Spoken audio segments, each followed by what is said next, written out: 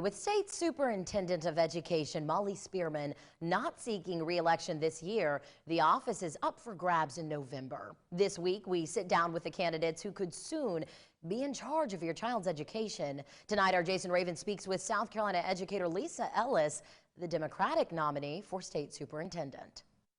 Now, what makes right now such a critical time for education?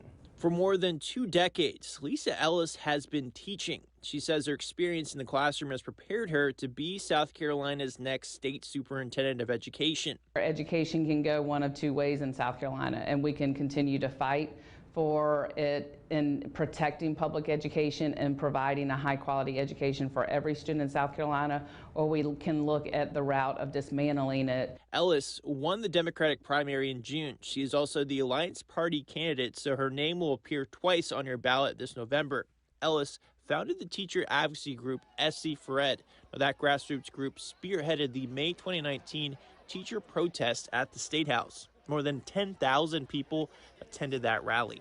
She says as state superintendent, she would elevate the teacher voice. I tell legislators when they put policy into place, I'm the one that has to look the students in the eye and address it there. And so I see day to day how the policy is impacting or how the underfunding is impacting students. With SC for Ed, she's advocated for improving teacher pay and working conditions. Ellis says that won't change if she's elected superintendent. The biggest issue facing South Carolina right now, Ellis says, is the teacher shortage. I think we've also got to really address class sizes. Ellis has stepped away from her post at SC for Ed for the time being to focus on her campaign, but is still teaching. She says helping students bounce back from pandemic-related disruptions is a priority. We've got to just recognize that we are dealing with a different group of students because they all had the shared experience of COVID, and we've got to recalibrate our own ideas of where the students should be because everybody in the entire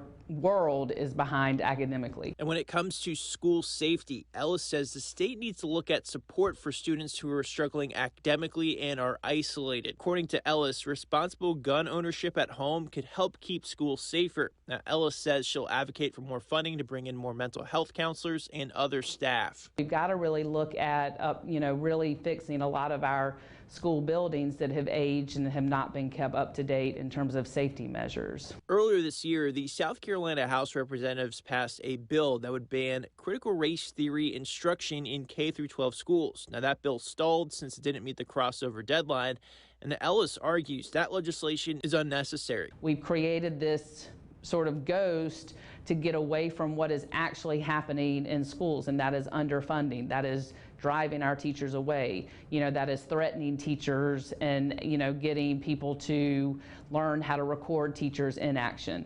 It's all of that movement to dismantle public education, in order to privatize it. Ellis says if there are concerns, she would like parents to come forward, and she would like to hear from the student as well and see how it can be addressed. In Columbia, Jason Raven, 7 News.